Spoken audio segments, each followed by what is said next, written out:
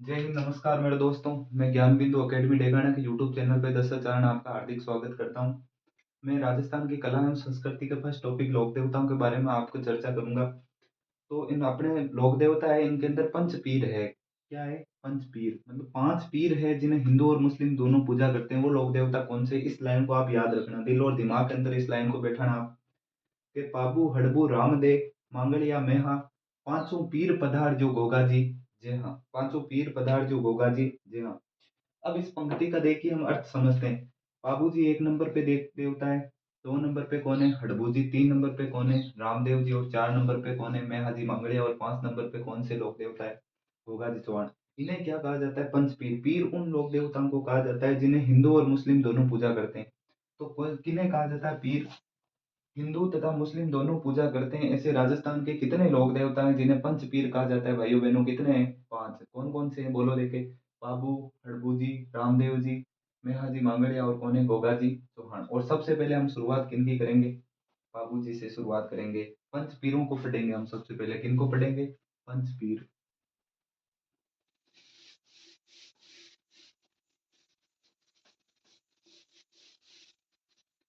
देखो, सबसे पहले हम पढ़ेंगे पंच पीर। पंच पीरों के अंदर कौन से लोक देवता है? सबसे पहले हम किस लोक देवताओं के बारे में पढ़ेंगे? उनका नाम है बाबू जी। बाबू जी कौन से गोत्र के राजपूत हैं? राठौड़। ठीक है। अच्छा, बाबू जी से संबंधित आधार कार्ड परिचय पढ़ते हैं। बाबू जी का जन्म स्थान क्या पढ़ते हैं? जन्म स्थान। ठीक है। फिर हमें क्या पढ़ना है? इनका पिता का नाम क्या पढ़ना है? फिर क्या पढ़ना है? माता का नाम। फिर क्या पढ़ना है? पत्नी का नाम। फिर इनकी घोड़ी का नाम। फिर क्या पढ़ना है? इनके सहयोगी कौन कौन थे? बाबू जी के सहयोगी। और क्या पढ़ना है? और क्या पढ़ना है हमें? बाबू जी की बाबू जी का मेला क्या पढ़ना है? बाबू जी का मेला कि मेला कब लगता है बाबू जी का। ठीक है। इतनी बातें आपको दिल और दिमाग के अंदर बैठानी है। कि बाबू जी का जन्म स्थान। बाबू जी का जन्म स्थान कहाँ पे है? कोलूमंड। कहाँ पे है? कोलूमंड। कोलूमंड वर्तमान जिलों के अकॉर्डिंग कहाँ पे आता है? फलोदी डिस्ट्रिक्ट में। अरे कहाँ पे आता है? फलोदी। पहले ये फलोदी किसका भाग था? जोधपुर का। किसका था? तो इनका जन्म स्थान पूछे एक नंबर दो नंबर के अंदर तो कहाँ पे? कोलूमंड। ठीक है। पिता का नाम क्या है? धांधड़ जी। क्या है? धांधड़ जी। जो कि मारवाड़ के धुवड़ के भाई थे। मारवाड़ के राठौर राजा धुवड़ के क्या है भाई? तो धुवड़ के बाबू जी क्या लगते हैं भाई? अच्छा, तुम मेरे को ये बताओ, धुवड़ के भाई कौन है? धांधल जी। और धांधल जी का पुत्र पाबू है, तो ये क्या कहलाएगा? बताओ, धुवड़ क्या लगेगा? अंकल। क्या लगेगा? अंकल। ठीक है। माता माता का नाम है कमला। कमला दे। क्या नाम है? कमला दे। दे का अर्थ होता है राजस्थानी भाषा में देवी। क्या होता है? देवी। पत्नी का नाम है फूलम दे। क्या नाम है? फूलम दे। दे का अर्थ मैंने बता रखा है क्या होता है? देवी। फूलम दे। फूलम दे का दूसरा नाम क्या मिलता है किताबों में? सुप्यार दे। अरे क्या है? सुप्यार दे। ठीक है। इनकी घोड़ी का नाम क्या है? केसर कालमी। क्या है? केसर कालमी। क्या नाम है? केसर कालवी। सहयोगी कौन थे बाबू जी के? चांदा और दामा। दो भील भाई थे। क्या थे? भील भाई। अरे बताओ, सहयोगी कौन कौन है? चांदा और दामा।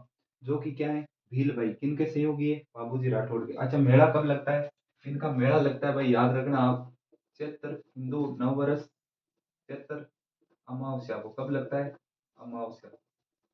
ये अपने राजस्थान के महीनों के नाम है। चैत्र, वैशाख, ज्येष्ठ, आषाढ़, सावन, भादवा, ऐसे है। उसके अंदर चैत्र अमावस्या को किनका मेला लगता है भाई? बाबूजी राठौड़ का। अरे किनका लगता है? बाबूजी राठौड़। क्या आपको इतनी बातें समझ में आ रही है? बताओ भाई, बाबूजी से संबंधित आधार कार्ड परिचय बताओ। बाबूजी का जन्म कहाँ पे होता है? कोड़ुमंड फड़ौदी के अंदर। कहाँ पे होता है मित्रों? कोड़ुमंड फड़ौदी। फड़ौदी कहाँ पे? जोधपुर के अंदर। लेकिन न्यू भी याद रखना है और ओल्ड भी याद रखना है। ये फलोदी पहले किस में आता था? जोधपुर में। पिता का नाम धांधर जी जो जोड़ के भाई थे। माता क्या है? कमला दे। पत्नी का नाम फूलम दे सुप्यार दे। कहते हैं कि ये फूलम दे सुप्यार दे अमरकोट की राजकुमारी थी। अरे कहाँ की थी? अमरकोट। अमरकोट। अमरकोट की किनकी पुत्री थी? सूरजमल सोढ़ा की। अरे किसकी पुत्री थी? सूरजमल सोढ़ा। ठीक है, ये भी याद रखना आप। ठीक है सर। घोड़ी का नाम क्या है? केसर कालवी। ये किसकी घोड़ी थी? देवल नामक चारण महिला की। किसकी थी? देवल चारण महिला की। देवल नामक चारण महिला की घोड़ी का नाम क्या है? केसर कालवी। ठीक है। सहयोगी कौन है? चांदा और डेमा, जो कि कौन से गोत्र के हैं? भील गोत्र। ठीक है। इधर मेला कब लगता है? चैत्र अमावस्या। कितनी बातें आपको समझ में आ गई भाइयों बहनों? ठीक है, आगे चलते हैं।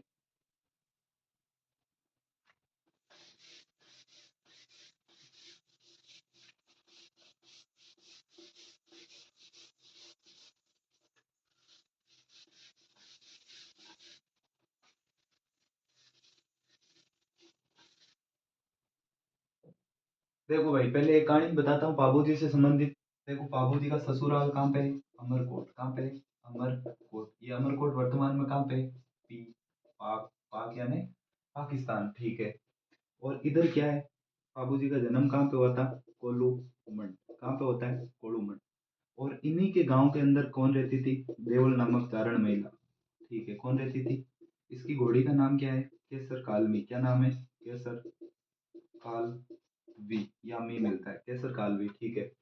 कहते हैं कि बाबू जी का विवाह हुआ था ते कहाँ पे? अमरकोट की कौन थी? फूलम दे या सुप्यार दे, जो कि किसकी पुत्री थी? सूरजमल सोडा की पुत्री थी। कहते हैं कि बारात जा रही थी, और उस समय कहते हैं कि सबसे सुंदर कोई घोड़ी थी, तो वो कौन सी थी? केसर कालवी। तो बताओ, जब बाबू जी की बारात चढ़ेगी तो केसर कालवी का जाना अनिवार्य है कि नहीं है? है। तो कहते हैं कि बाबूजी ने चांदा और डेमा को किनके पास भेजा था? देवल नामक चारण महिला के पास, के घोड़ी लेके आ जाओ। लेकिन इन्होंने क्या कर दिया? मना। मना क्यों कर दिया? क्योंकि ये गायों की रक्षा करती थी घोड़ी। क्या करती थी? गायों की रक्षा। ऐसे कैसे गायों की घोड़ी रक्षा करती थी? तो जब भी कोई गायों को लूट के ले जाता तो मतलब उस दुश्मन का पीछा कर सकते थे। किस पे बैठ के? केसर कालवी पे। ठीक है। तो आसानी रहती, पता लग जाता कि हमारी गायें कहाँ चली गई है। ठीक है। तो मित्रों, केसर कालवी को देने से मना किन्होंने कर दिया था? किन्होंने कर दिया था?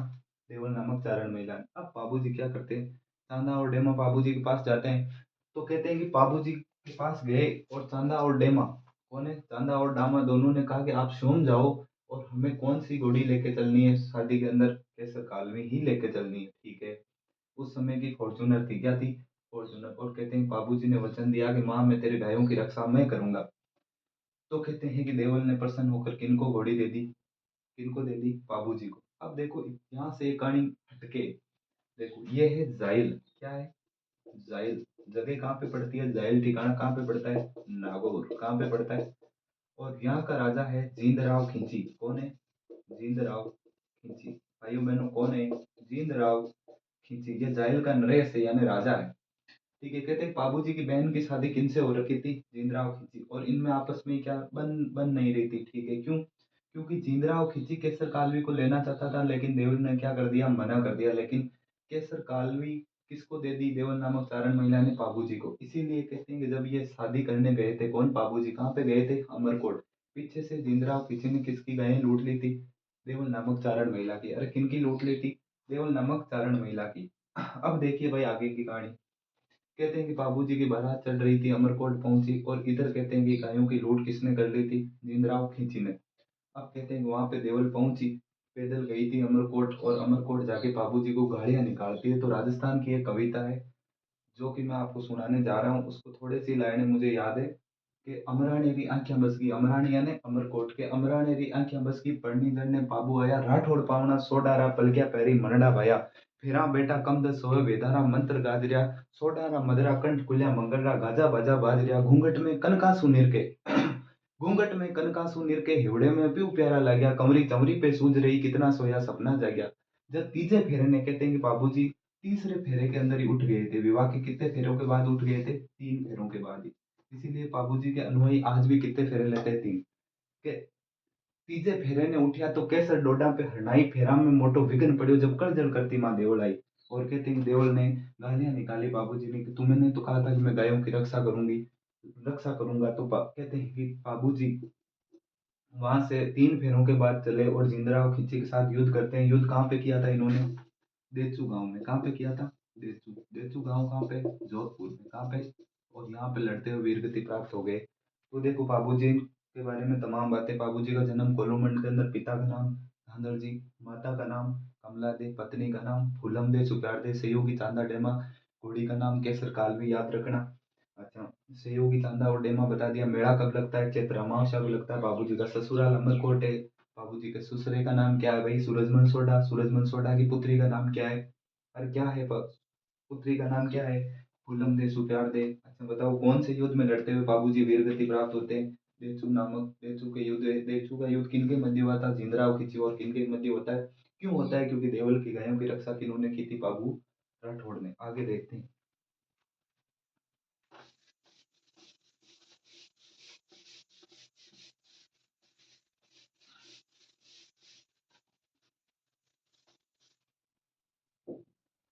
देखो भाई, बाबूजी को राजस्थान में सर्वप्रथम ऊंट लाने का श्रेय कौन से देवताओं को माना जाता है? बाबूजी को। तो बाबूजी को क्या कहा जाता है? ऊंट रक्षक देवता। शाबाश। राजस्थान में ऊंट पालने वाली जाति कौन सी होती है? रायका। तो रायका या रेबारी या देवासी, इनकी क्या है? मुख्य देवता है। क्या है? मुख्य देवता। कहते हैं ऊंट बीमार होने पर बाबूजी की फड़ का वाचन किया जाता है। अच्छा, बाबूजी के फड़ का वाचन कौन करते हैं? भील भोपे। कौन करते हैं?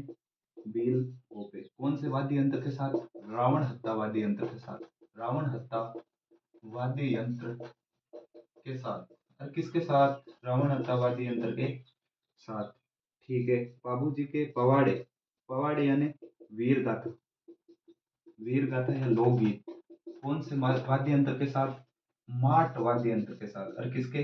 माट वाद्य यंत्र के साथ गाए जाते हैं। ठीक है। कहते हैं कि बाबूजी ने 7 छोरी भाइयों की रक्षा की थी। छोरी भाई कहाँ के? गुजरात के। अरे कहाँ के? गुजरात के। और उस समय गुजरात का शासक था आना बाघेला। कौन था? आना बाघेला। भाई साहब, आना बाघेला ने पीटना स्टार्ट किया थोरियों को। और कहते हैं इन 7 थोरी भाई को शरण किन्होंने दी? बाबूजी राठौड़ ने। इसीलिए आज भी बाबूजी को शरणागत के देवता कहा जाता है। देखो, बाबूजी को ऊंट रक्षक देवता कहा जाता है। ठीक है। बाबूजी रायका व रेबारी देवासी समाज के मुख्य देवता है। रायका बोलो चाहे रेबारी बोलो चाहे देवासी बोलो, एक ही बात है। ठीक है। भील भोपे रावण हत्ता वाद्य यंत्र के साथ बाबूजी की फड़ का वाचन करते हैं। पवाड़ एक क्या होते हैं? वीर गाथा या लोकगीत जो माट वाद्य यंत्र के साथ गाए जाते हैं। और 7 थोरी भाइयों की रक्षा की थी। गुजरात का शासक उस समय कौन था? आना बाघेला। अच्छा, बाबूजी को किन के अवतार माना जाता है? लक्ष्मण के अवतार माना जाता है। अरे किन के अवतार? लक्ष्मण के अवतार माना जाता है। बाबूजी को किन के अवतार माना जाता है? लक्ष्मण के अवतार माना जाता है।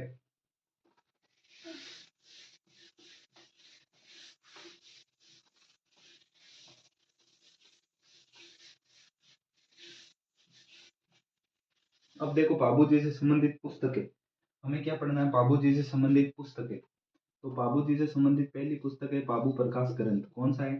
बाबू प्रकाश ग्रंथ। देखो, ठीक है। बाबूजी रा दोहा। ठीक है। बाबूजी छंद। बाबूजी रा छंद। बाबूजी सोरठा। बाबू जी रा सोरठा। बाबूजी रूपक। बाबू जी रूपक। ठीक है। बाबू प्रकाश ग्रंथ किन्होंने लिखा था? आसिया मोड़ जी ने। किन्होंने लिखा था? आसिया मोड़ जी। अरे किन्होंने लिखा है? आसिया मोड़ जी ने। बाबूजीरा दोहा किन्होंने लिखा है? लगराज ने। किन्होंने? लगराज ने। बाबूजीरा छंद बिट्ठू मेहाजी ने। किन्होंने लिखा है? बिट्ठू मेहा ने। बाबूजीरा सोरठा रामनाथ। किन्होंने लिखा है? रामनाथ। और बाबूजीरा रूपक मोतीसर बख्तावर। किन्होंने लिखे? मोतीसर बख्तावर। ठीक है। और बाबूजी रे गीत बांकीदास जी ने लिखे थे। किन्होंने? बांकीदास जी ने। ठीक है। अब देखो भाई, इनकी पुस्तकें आप इंपॉर्टेंट याद रखना भाई, आरपीएससी के अंदर पूछी जा सकती है कि बाबू प्रकाश ग्रंथ किन्होंने लिखा? आसिया मोड़ जी। इनको मैं तो ऐसे याद रखता हूँ, से मिला लो आसिया। ठीक है। बाबूजी रा दोहा। दोहा किन्होंने लिखे?